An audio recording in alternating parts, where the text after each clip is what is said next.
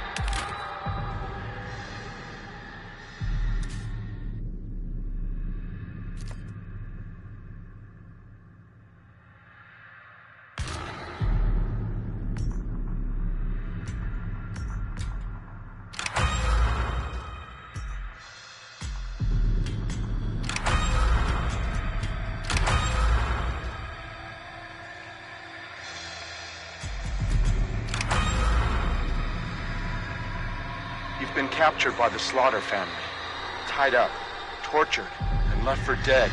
You must do whatever it takes to escape the family's property at all costs. Find your friends, hunt for life-saving items like tools, bone scrap, and health. But more importantly, locate and open up escape routes before it's too late. The family is hunting, so move quietly and make the right decisions. Your life depends on it. Stay quiet and hidden. Move slowly and carefully to avoid making excessive noise. Use shadows and tall foliage to stay hidden. Take cover behind tall objects to break line of sight. And last but not least, use the environment to your advantage. Wall gaps, crawl spaces, and unique hiding spots like freezers, armoires, and even vehicle trunks can be used to evade the family. Use them. Watch out for objects that make noise. Moving too fast through the environment can spell disaster. Searching for items slowly will drastically increase your chance of survival. Even moving too fast through doors can give away your location, so stay calm and move quietly. The family is always listening. Find useful items. Tools can be used to break locks on doors. Health items can heal you, while bone scrap can be used to sneak attack, or even confront the family directly. These items can mean the difference between life and death. You can only carry 2 items at a time, so choose wisely and try to plan ahead. Unlock exits. The heavy metal doors almost always lead out of the basement. Find and open them. Once upstairs, keep moving if possible. There are multiple escape routes located on the outer edges of the property, so find a way to open them. Some escape objectives like the fuse box and water valve pump require specific items to activate them. These items can be found scattered around the property. Be on the lookout. Escape the family. Having trouble finding an escape option? When in doubt, head towards the main road or rear gate. Those are usually the easiest option, if you can get there. The water valve gate and the basement door exits are also available options if you can find the necessary parts to activate them. The basement door requires you to find and repair the fuse box, while the water valve gate needs the pressure valve handle to open. Once fixed, the escapes will open up for you and your team. Use your abilities to stay alive. Used at the right time, they can mean the difference between life and death. Be careful though. Star sign abilities have a cooldown that will prevent overuse, so plan wisely. Remember, you have been captured, beaten, and tortured, so your injuries are severe. You need to escape before you succumb to your wounds. As the match continues, you will start to bleed out more and more. Be wary of leaving blood trails behind. You can be tracked. Health items can slow this process, but you can't stop it. Escape is the only option. Finding fellow victims and working together is recommended, but not required. Grouping with teammates can have a multitude of advantages, but your total noise output might also increase. Choose your strategy wisely. The only question is, who will survive, and what will be left of them?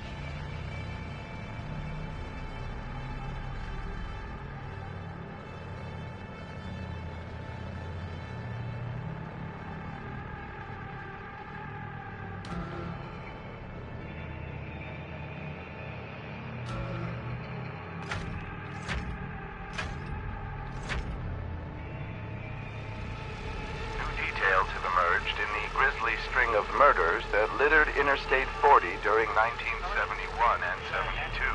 Known only as the Terror of I-40, authorities say an unidentified woman spent years hitchhiking from Texas to California, where she viciously murdered several truck drivers and 3 other young women along the route. Billy Jasper of Winslow, Arizona, claims he likely had an encounter with the assailant at his home over a year ago. Jasper says a young woman in her 20s approached his home seeking water and food, but after a few minutes, the woman allegedly became irate with Mr. Jasper's line of questioning. Eventually, the unidentified female started to attack Jasper with a razor blade. He was able to defend himself until the attacker eventually fled. Jasper's description of the female is consistent with multiple reports from New Mexico, Texas, and California, especially cities close to the I-40 corridor.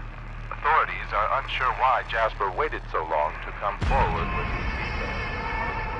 Jared Gaines wasn't sure what he was expecting when he discovered a burnt-out truck on his back 40 this morning. Gaines was patrolling the perimeter of his land just after sunrise when he saw the truck in the distance. It was apparent that the truck was damaged.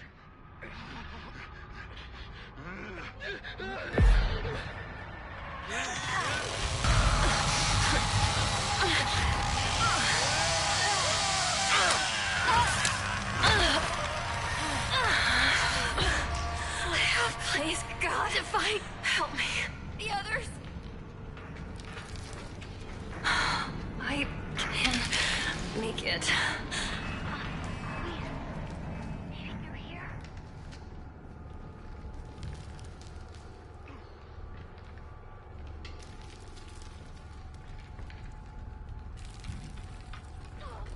I can use that.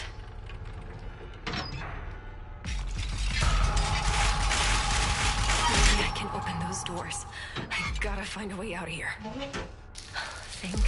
Think. Just look around, Connie.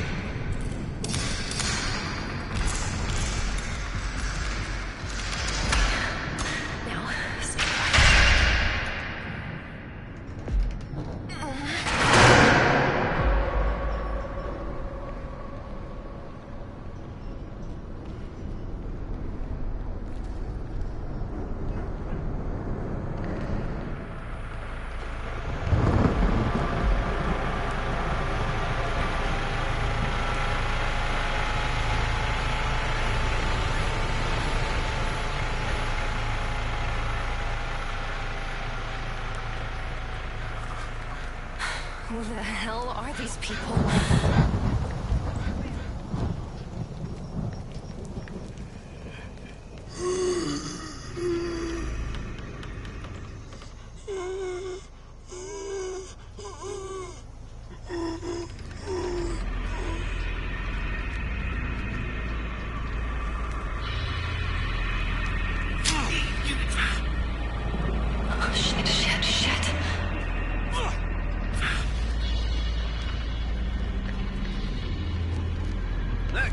I'm sorry about your friend, but I'm afraid you done landed square dab in the shit house.